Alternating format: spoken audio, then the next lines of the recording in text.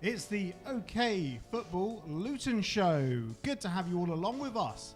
I'm Ollie Kay and I'm here, joined in the heart of Hightown with my co-hosts, Beefy, Phil, and producer Matt. How are we all getting on today, chaps? Feeling 3 points happy. Oh my God, it's been a while since we won a football match. Yeah, it's been so long, hasn't it? We weren't even doing video podcasts. And Beefy wasn't even part of the group, was he? That's how long since we won.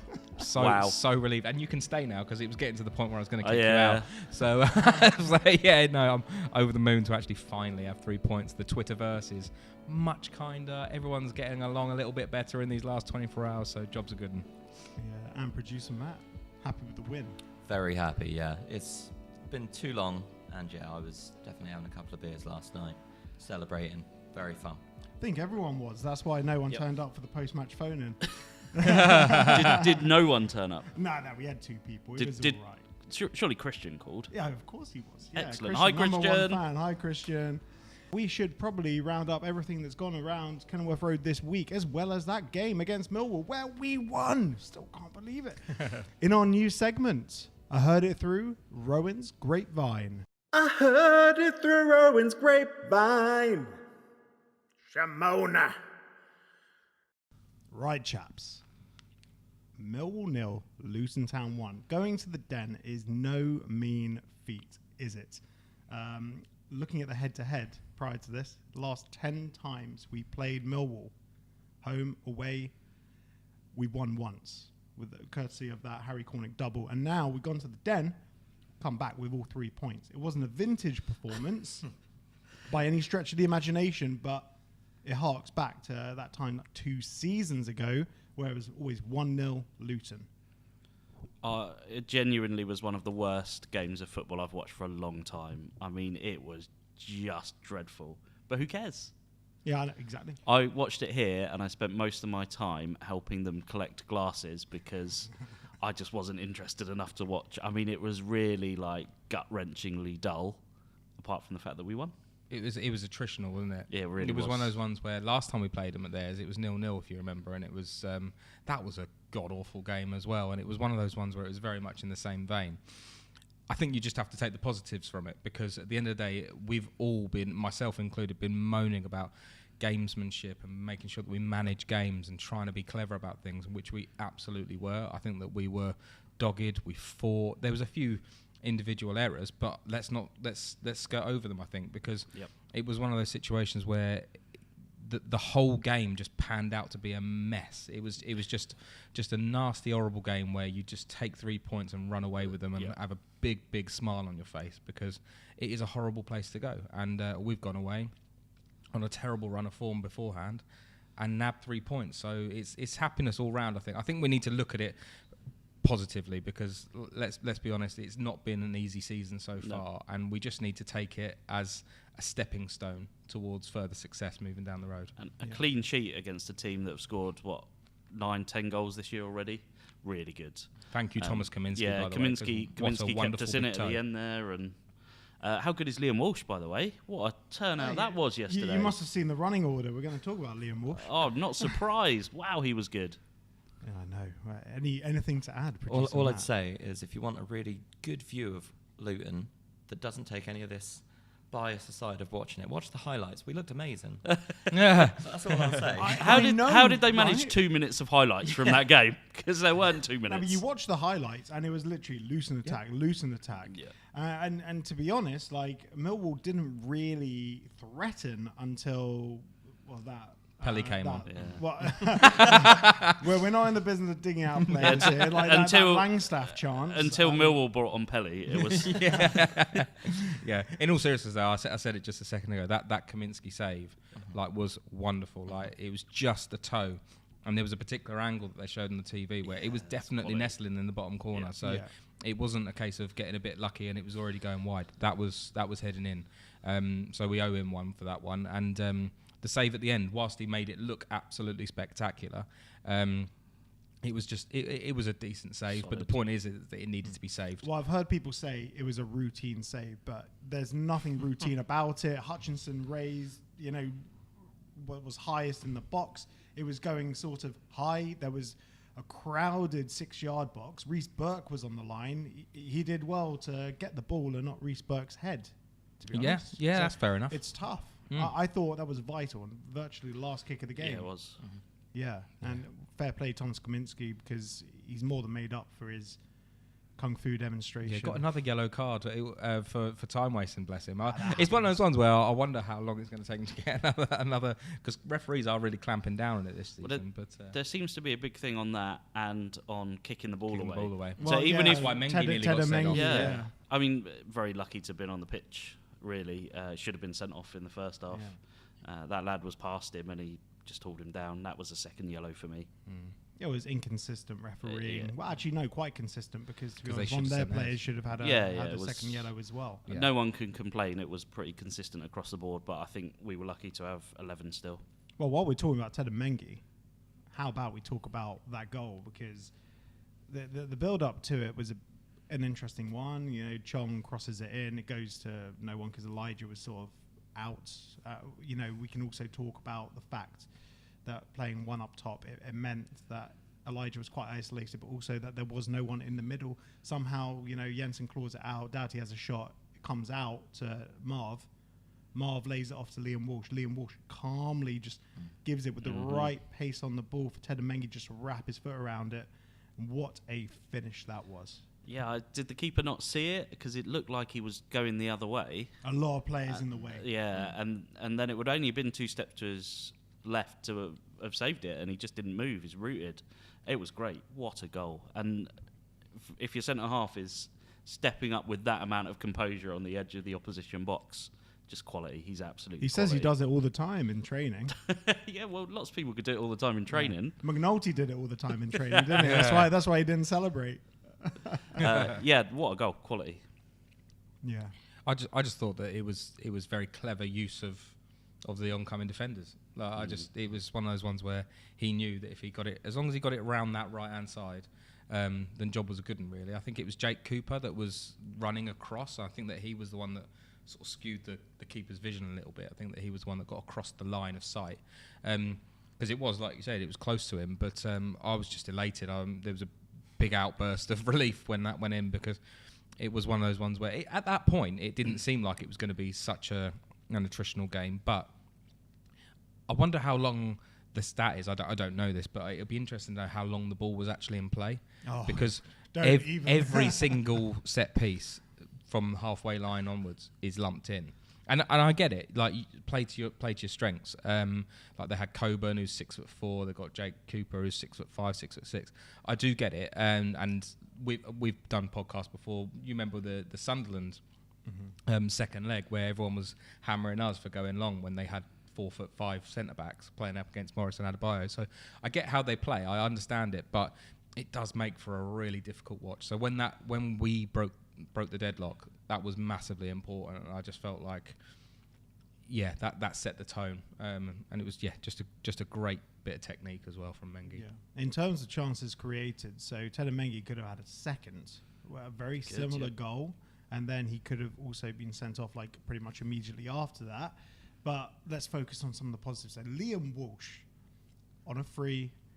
What a player. And no one thought he'd be doing like close to 90 minutes because of his injury record. What a player we got there. Yeah, I thought he was absolutely incredible. Like, the way he was just kind of making those runs, making the chances, it was brilliant to see. He was also really good in defence as well, I thought. Yeah, mucking in both sides, Mucking in both sides. Yeah, no, just the composure he had to pass that ball off.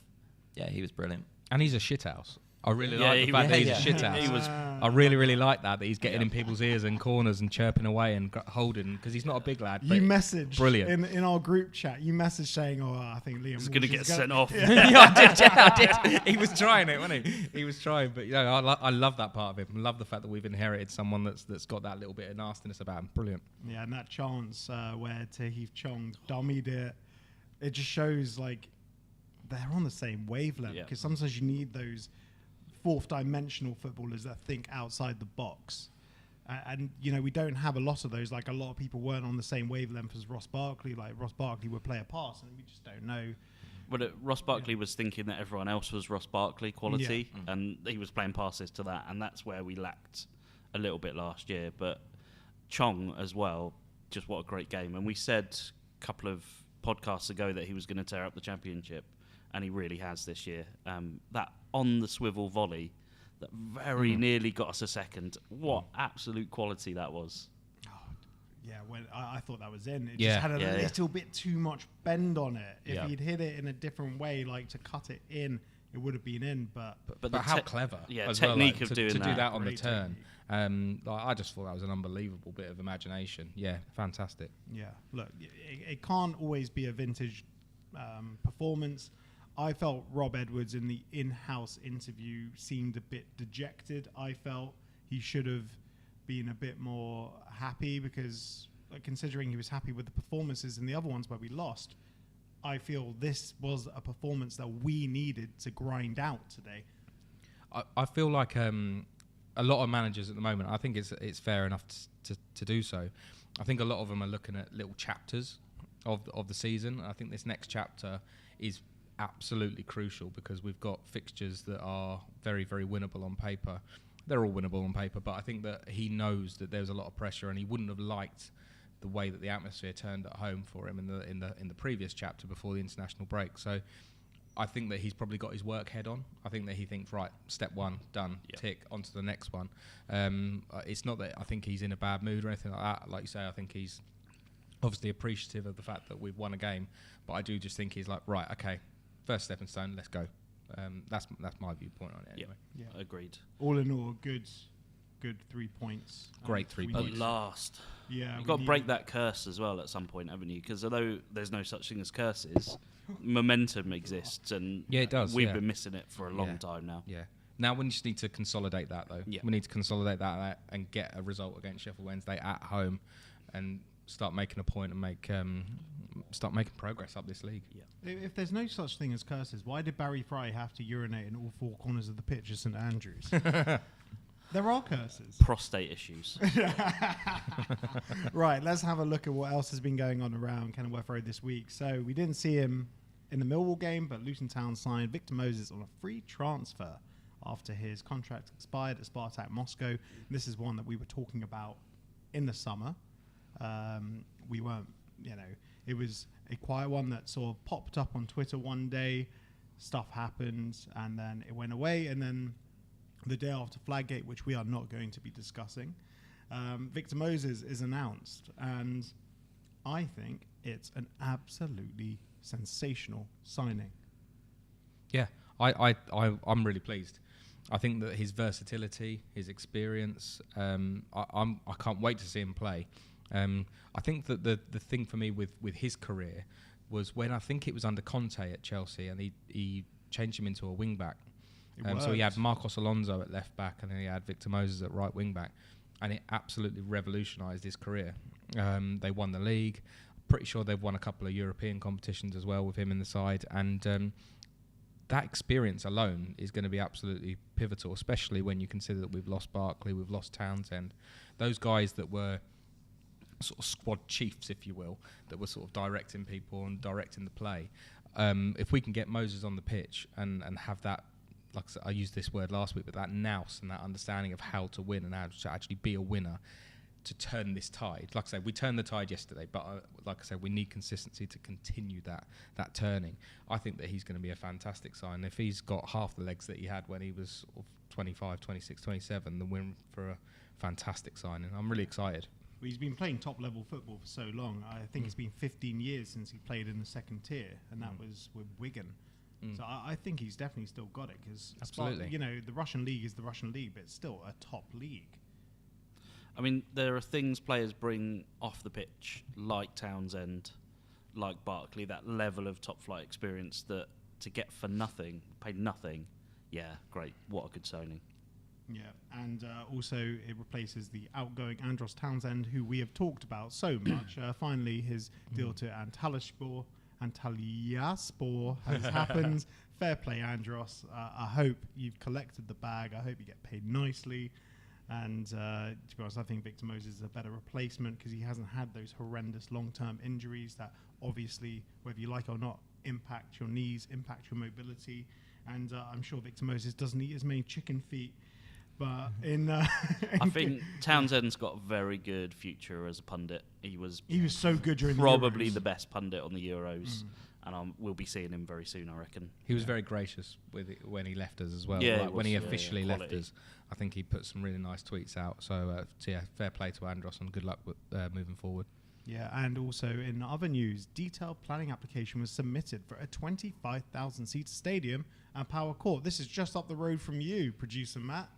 It is. Excited? Yeah, I'm incredibly excited. I've got to say, I did watch the video that you put out, the immediate reaction. Very good. If you want to see a bit of history, go watch that video. No, I'm ecstatic that they've finally got the plan submitted. The pictures looked incredible. It's progress in a way that we haven't seen for applications for a very long time. So it does look like this thing is definitely happening. Yeah, and it's not just a football stadium. There's a music venue, hotels, apartments. It's going to be a whole shebang, really. It's brilliant. It's Just look mint, didn't it? It Like does, yeah. when you see the rendering. Sorry, not very Luton, isn't it? No, it's I just look at it and just go, oh, that's an There's absolute beauty, isn't it? Like it looks great. There's a great Twitter account. I forget the exact name of it, but it's side by side of architects' 3D renders versus the thing that was actually built. And you get to see the difference between the render and the thing that was built, and often it's quite stark. So fingers crossed we get closer to the render than the dodgy flats up the road round the corner from us here. Because it does, yeah, you're right, it just looks fantastic. It does. It'll stand out against St Mary's Church as well. But I guess you want that sort of, not reflection, contrast. Yeah, you want. It's great that how contrast. excited they are about it as well. Like they've sent out a tweet, and it's so nice to think that we have sort of got the good graces of the local community to actually go ahead and do this. Can you imagine if there's a wedding there, and then on a Sunday when a match is on, and all of a sudden you just hear, "You don't know what you're doing." Yeah, like I hope that they maintain a great relationship and nothing like that happens. There have been some changes to the backroom staff, so we brought in a new head of recruitment. Well, someone in recruitment, Youssef Sajjad, head of emerging talent at Arsenal, and he also worked as technical director at Den Bosch in the Dutch league. He's also worked at Chelsea. He was lead recruitment analyst, so he's got quite a high pedigree, profile isn't there. it? Yeah, Yeah. very good, very strong pedigree. I'm very excited about this one. It's come after the window, though, oddly. Yeah, but there is another window. There is another window. There's always another window. Yeah, and to be honest, you can still make moves during the outer window times, line up people, especially if it's youth players. You can bring in a youth player anytime. Or you could bring in an ex-Premier League winner like Victor Moses after you the can, window. yeah. There's still one more space in the squad, but I do think that's probably earmarked for Tom Lockyer. Like, there's no pressure for that. We also brought in a set-piece analyst too, Finley Taylor. We brought him in from Norwich, and oh my god, he looks about 14 years old. He's a bit young, isn't he? Yeah. You feel a bit old Zach. looking at him. I thought it was Zach for a while. Shout out to Zach. Hi, Hey, Zach. Zach. Yeah, it was, look, it's a good move. I think set-piece analyst, I don't know if that's defensive or offensive, but I guess we'll see what happens. But overall, very exciting week to round up, in this segment. It's just been great, hasn't it? Yes. Yes. A Finally. win, planning application submitted. Wow. It How does. should we celebrate this? It feels so long since we won a game. It was Bournemouth, wasn't it? Yeah. Yeah, it was. Yeah, with Carlton Morris. Carlton Morris. Turning in that Woodrow cross. Yeah, that was excellent. That on the volley, wasn't it? Oh, beautiful. But that's how long it's been Yeah. since we won a football match. Can you believe it? Well, I think the next one will be much, much, much sooner. And I feel it's the start of a run, isn't it? But we should celebrate, Well, shouldn't we? not now. You've said that, is it? I don't believe in jinxes. No curses, no jinxes. curses. We'll have Barry Fry come here and urinate in every No, corner in no. the brickies. Just no. Well, you know what? It's now time to spin the wheel. It's OK Football's Wheel of Games. It's time for the Wheel of Games, Wheel of Games, Wheel of Games, Wheel of Games. It's time to spin the wheel. Oh, that's a good spin. Good spin. Quality That's a spin. Good spin. No ums, ers, or likes. Oh. Yeah, don't worry. It'll be a short one. Who are we nominating? I'll go for it. Yeah. Okay. Tell us the rules, Ollie. So the rules are: you need to talk about a player or Luton Town football matter with no ums, ers, or likes. You can pick the player you want. I'm going to start. And it's 12 seconds to beat. I think Wedge got 12 seconds, right? 5 seconds for the first Wedge, round. Wedge was so gutted, bless him. He was so gutted about this. Okay. There we go. Say it for 1 minute. I'm going to talk today about Dean Morgan. Dean Morgan was a Luton player. I think he was a winger. I watched him play in a game once where 2008, I would say it was, where he had spent all his time running around, not getting the ball, wasn't tracking back, and I screamed at the top of my lungs in the middle of the Kenny, "Get him off the pitch and sell him!" A chap... well done. That was a good effort. Really good effort. 30 seconds. I Oi. should have paused it. Yeah. Can't believe there you've you chosen go. Dean Morgan, but brilliant. Fantastic. So, to finish the story, Yeah. we then got a free kick, which Dean Morgan curled into the top corner from 35 yards. And this fella in front of me just turned round, staring daggers at me. Fantastic. Yeah, that happens. Yeah, you get busy yelling at players. Yeah, and they just yeah. go and shut you right up. Yeah. Yeah, they do. Yeah, Yeah, they do. Do you remember James Bree a couple of seasons ago? He was getting pelters in the enclosure, and he whipped in an unbelievable free kick and sort of basically just gave him a bit of a shush. Yeah. Fair play. But now it's time for Mark the Hatter's super question of the week. Mark the Hatter, he's put a question to us. Mark the Hatter, he's put a question to us. Okay, so the super question of the week, as we've mentioned every week, it's going to be topical. So it is about the international break. The 23-24 season Luton squad had the highest number of players born outside the UK and Ireland in our entire history, with 10 players from overseas. Anderson, Chong, Kabore, Krul, Kaminsky, Nakamba, Hashioka, Lakonga, Onyedema and Ogbene. Prior to the 23-24 season, our previous higher number of foreign-born players was 8 in the 95-96 season and 6 in the 06-07 season. Can you name the 6 Luton players born outside the UK in the 06-07 season? Each player may have played on a permanent or loan basis for the club. I did not go to a single game in that season because I was not living in Luton, so no. Chris Coyne, Chris Coyne, yep, you got one. Kevin Foley, he's Irish. Is he born in Ireland? Not listed. Just represented Born in Ireland. Luton, mate. He went to Cardinal. Yeah, I Cardinal wasn't Newman. sure if he was born over there and represented them. Marcus Heikkinen. Marcus Heikkinen, yep. Was Carlos Edwards still there? Carlos Edwards, yep. Nice. What we got left? 2. No, number 3. 3 left. Yeah, three. I'll help with the real toughies. Okay. There are some real toughies. I actually wrote the player. I was telling you guys off camera before. I been doing a lot of writing player profiles for Hatters Heritage, and this was actually one of the seasons that I've written quite recently. I think there's 2 really tough ones, and I Very think there's tough I think there's one that I think Phil should be able to get. Go on, Phil. Was He's a very, very big part of Luton's history. Well, that takes David Great Bell out player. of it then. People say he's one of the greatest players they've ever seen play. You're confusing me now. Am I? One of the greatest players they've ever seen play. Pelly didn't play for us in 06-07. I was gonna. David Bell is Irish, isn't he? I don't know. He's No, on definitely there. not one of the greatest Luton He's definitely players. not No. that. But I was thinking he's Irish, so he's obviously not on your list because You you've looked at me completely, outside. you completely threw me here with the greatest player people have seen. Some play for people, Luton. they might be Some wrong. people, yeah, they could be wrong. Come on then, Ollie. You Okay, stick in I'll there. do the tough ones. So there's Bessian Idrisaj, Yeah. who we had on loan Was he from Liverpool? Liverpool, Yep. and he sadly passed away He at did, the age of didn't 23 from a heart attack. Jeez. Way too young. And Bjorn Rundstrom. Bjorn Ramstrom. Okay. Yep. Bjorn Rundstrom wasn't the greatest player that many No, Luton no. players have seen. So we're missing the greatest player that some players have There's ever that some people have seen. seen. Okay. So I really hope that a lot of Kevin players Nicol was born in Antigua. I'm struggling now. Begins with a B. His last name begins with a B. Rob Beckwith. No. It's not Marlon Beresford, no. No, Marlon Beresford born in. Also doesn't qualify as one of the greatest players. I know. He's thrown me some weird CEOs. Ahmet. Ahmet Berkovic. Bingo. There you go. The Croatian Berko, sensation. yeah.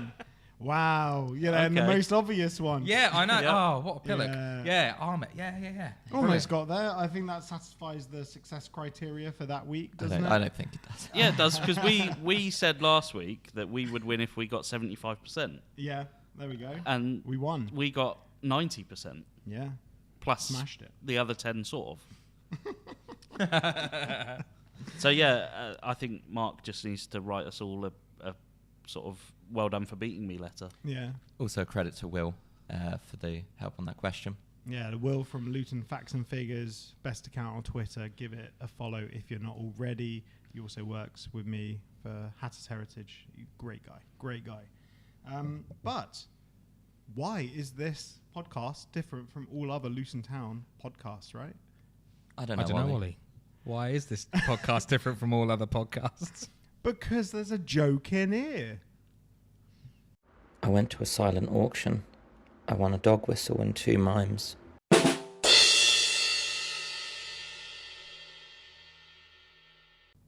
Okay, so an Irishman walks into a bar. He orders 2 shots, drinks them both, and leaves. The next day, he returns, orders another 2 shots, drinks them both, and leaves. He continues to do this for some time, when one day the bartender asks him, "How come you always order exactly 2 shots?" The Irishman replies, "Well, you see, my brother and I used to go out drinking every night, but he lives across the country now, so every night I order 2 drinks, one for myself, one for my brother." Things remain the same for a while, until one day the Irishman comes in and orders only 1 shot. Bartender becomes concerned and asks him, "How come you're only ordering 1 shot? Did something happen to your brother? Is he okay?" The Irishman replies, "Of course not, my brother's fine, I just quit drinking." That's a good one. Like that one, Matt. Yeah, fine return to form. Well done. Top stuff. Right. Now it's time to look ahead to our game against Sheffield Wednesday, and we play the Sluga 6. Sluga, Sluga, Sluga, Sluga, 6, 6, 6, 6, 6, 6. Sluga, Sluga, Sluga, Sluga, 6, 6, 6, 6, 6. Okay, this week in the Predictor League, the opposition preview was represented by Omar from the At That Millwall podcast. They bagged only 1 solitary point, but the main story of the weekend was Ollie Kay, who has hit a 7-point score for the 2nd week running. Unbelievable. It's getting rather annoying. Ollie hit a direct hit on the 1-0 Luton win at Millwall, getting him 6 points rather than the normal 3. Matt got 4. You did get 1 direct hit and another correct result. Me and Beefy, we failed to register a single point. So, moving forwards next week, and you'll see these on our socials, we'll post them up. But the games that are being predicted are Cardiff versus Leeds, Sheffield United versus Derby, Bristol City versus Oxford, Burnley versus Pompey, and West Brom versus Plymouth. But the main one will be our game against Sheffield Wednesday. Yeah, I got to say, I love those graphics on the socials, mainly because I'm like running out really far in front. Love it. I feel like the fat guy that I am running at the Yeah. back of the group. Not one of the photos is remotely flattering to us. We've got top-notch editing, and I feel like it's deliberate. Because you could make me look good if you wanted to. Right, well, let's talk about Luton Sheffield Wednesday then. First win in the bag for us. And what is this? It's a Saturday 3 p.m. kickoff. What is this? I don't know. I've never heard of this thing. So we welcome Danny Roll and Sheffield Wednesday to Kenilworth Road. And that's our first 3 p.m. Saturday kickoff of the season. Our next Saturday 3 p.m. kickoff at home isn't until December 7th, which is absolutely mad. And how are you guys feeling ahead of this game? Like, Danny Roll, he hasn't hit the heights he did last season. He was highly, highly regarded, but just hasn't kicked on, has it? They're going to be hacked off, because I don't know whether you saw the QPR goal yesterday. that they conceded in the last minute. What? But it was an actual scrum. It It was an was. actual crossover between football and rugby. You know when you're at school and everyone just runs to the Yeah. ball? It was Yeah. like that. The keeper was up Yeah. there. It was absolute chaos. Or like an under fours game where everyone just follows the ball. It was ridiculous. But they'll be so hacked off because by all sources, Sheffield Wednesday had the entire game. There was They a punch in absolutely there lost as the game. well. There was Yeah. a punch in there. Was it? I hadn't seen in that the bit. scrum. Yeah, no, that someone punched the ball back into play. Oh, right. I haven't seen that. Yeah, no VAR though. But good. But sorry, Wednesday. But yeah, it's they're going to be wounded. So they're going to be a dangerous opponent to have because they're going to be thoroughly aggrieved about the fact that they conceded that goal in the 96th minute. They play decent football. I've been quite impressed with them. I think that they obviously started incredibly. They absolutely smashed Plymouth to pieces, and then they've had a few difficult results since.